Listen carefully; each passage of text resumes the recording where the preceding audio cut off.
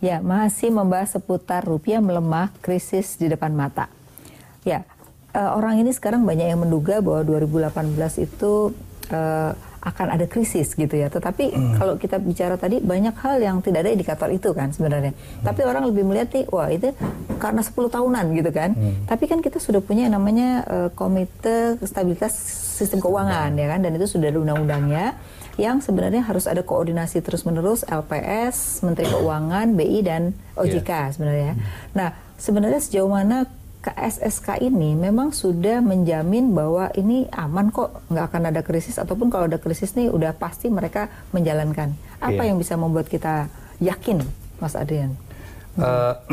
Ini mungkin untuk menjawabnya kali saya mungkin mesti flashback dulu kali ya. Dulu waktu sebelum krisis tahun 98 kan arsitektur sistem keuangan di Indonesia itu kan ibaratnya rumah. Di situ lalu kemudian pilarnya ada dua kan, Kementerian Keuangan dan Bank Indonesia, dan tapi di antara keduanya itu ada jembatannya yang namanya Dewan Moneter. Betul. Nah lalu kemudian setelah krisis ternyata terbukti bahwa pilar seperti ini nggak cocok, nggak kuat menopang rumah. Lalu kemudian akhirnya pilarnya menjadi 4. Nah, cuman problem utama yang selalu muncul saat ini, dan sebetulnya itu baik secara filosofis maupun secara praktek kebijakan. Koordinasi di antara 4 pilar ini bagaimana? Jadi tambah tadi LPS dan OJK ya yang baru kan? Jadi LPS, ada OJK, ada Kementerian Keuangan dan Bank Indonesia. Lalu kemudian fungsi-fungsinya juga ada yang pindah-pindahkan. Sekarang konsep dari apa namanya koordinasi di antara mereka seperti apa? Apakah kita harus ngebobok tiang ini, 4 pilar ini, lalu kemudian bikin satu ring gitu ya? Nah kalau itu kan artinya ada koordinasi yang sifatnya terus-menerus dan lintas pilar ya. Bentuk institusional struktur dari bentuk seperti ini juga ada plus minusnya. Yang sekarang dipahami oleh banyak orang termasuk saya adalah 4 pilar ini cuma dibungkus saja oleh titik-titik. Jadi garisnya nggak ini ya. Titik-titik yang sebetulnya hanya sekedar koordinasi tapi loose.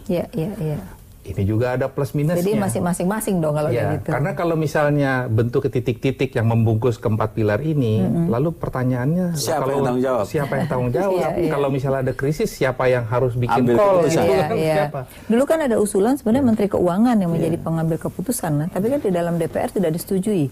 Bahkan di dalam aturan itu ternyata adalah Presiden kemudian melalui DPR. Kalau DPR tidak setuju, tidak bisa di bail out. Nah, ini kan berarti politiknya dong yang banyak. Sebetulnya solusi dari ini semua itu adalah solusi politik.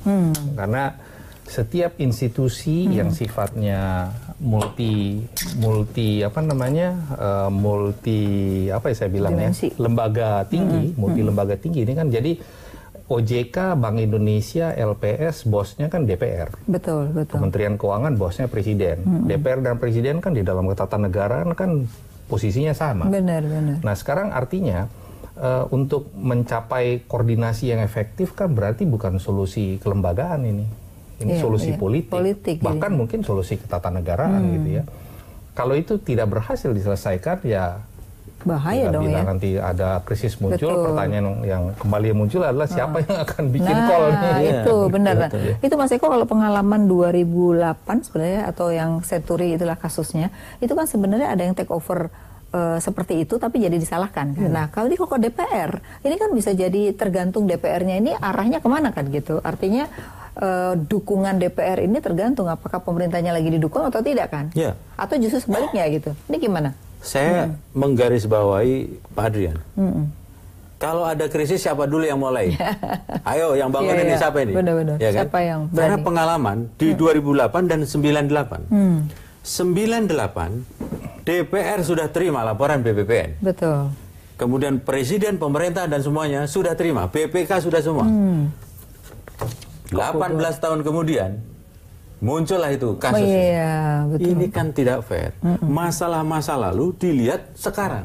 Kacamatanya. 2000-an ada perbaikan. Sebenarnya karena menyelamatkan bank itu, maka kita tidak krisis. Saya bilang begitu. Karena apa?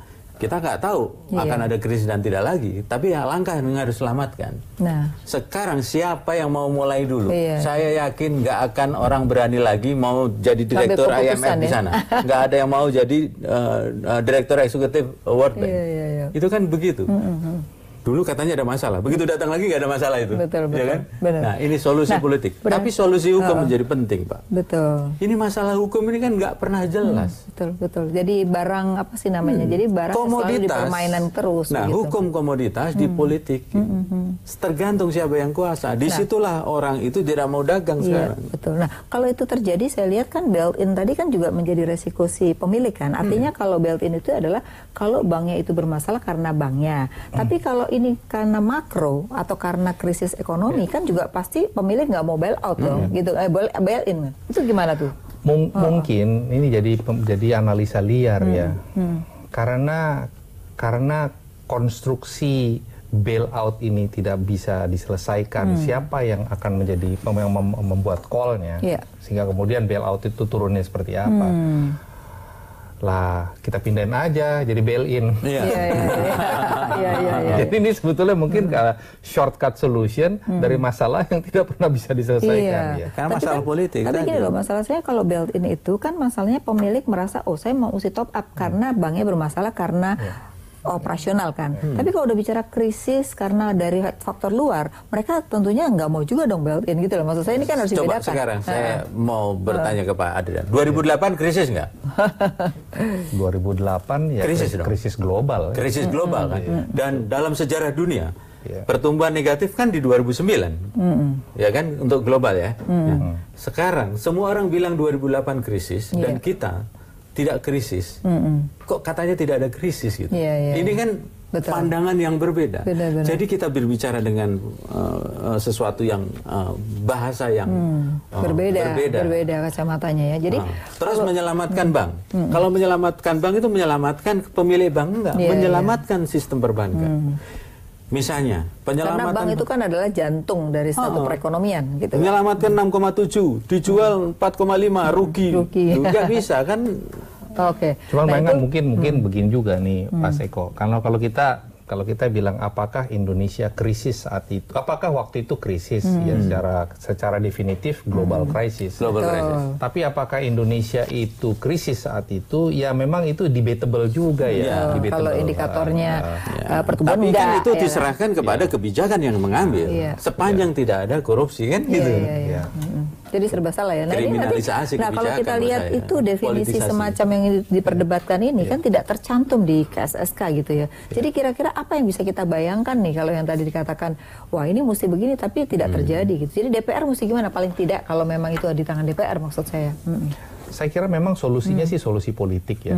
Jadi bagaimana 4 pilar ini dibungkus dan dikoordinasikan, ya itu memang pada akhirnya adalah solusi politik atau solusi ketatanegaraan. Ketatanegaraan ya, itu udah kuncinya di situ ya. Berarti nanti kita harus bicara bahwa apapun yang diputuskan selama itu governance tidak boleh dikriminalisasi dong, harus bicara gitu. Tapi gini ya, immunity kan, harusnya kan ada immunity kan kebijakan, tapi kan nggak disetujui juga. Tidak ada immunity ya. Nggak ada immunity. Di dalam gimana presiden membuat kebijakan nggak boleh itu gimana gitu? Terus kalau kita melihat sekarang masyarakat nih sebenarnya harus berperilaku apa sih gitu? Karena kadang-kadang masyarakat ini kan gampang panik ya kan. Begitu ada isu sedikit panik ya. Terus dunia usaha sedikit juga kalau ada berbagai hal informasi. Nah sebenarnya masyarakat mesti berperilaku apa nih? Mas Adrian? Susah ya. Saya rasa nih menjawabnya Mbak Afi karena itu natural instinct dari manusia sih ya. Kalau saya lihat di Amerika, saya lihat di Amerika Serikat ya, kita pikirkan itu negara maju, highly educated, tapi ternyata begitu dia krisis ya lari juga. Ujungnya lari juga dan menyelamatkan diri sendiri. Nggak ada bedanya sama orang Indonesia. Sama aja ya. Sama aja ini.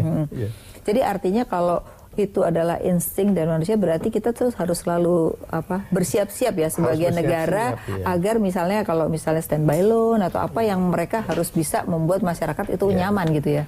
Kemampuan untuk melakukan komunikasi, penyampaian berita yang tepat dan ya intinya adalah pengkomunikasian dari yang masalah bagus. secara akurat, tepat dan proporsional. Iya. Sehingga masyarakat tidak dibuat panik ya. Betul. Karena Mas Eko waktu kemarin kan ada salah satu ekonom kita mengatakan nih vitamin C-nya kurang, confidence gitu ya. Jadi ternyata bahwa memberikan confidence itu ternyata juga penting karena itu bisa mempengaruhi behavior orang, tidak konsumsi, tidak investasi kan gitu ya. Nah oleh karena itu kita harus bahas nanti di akhir harus seperti apa dan solusinya supaya artinya kalaupun orang mau krisis mau tidak krisis orang sudah mengetahui apa sih ciri-ciri yang perlu kita perhatikan. Kita harus break lagi. Ya pemirsa tetaplah di Economic Lounge with Issey. Sesaat lagi kami akan kembali untuk Anda.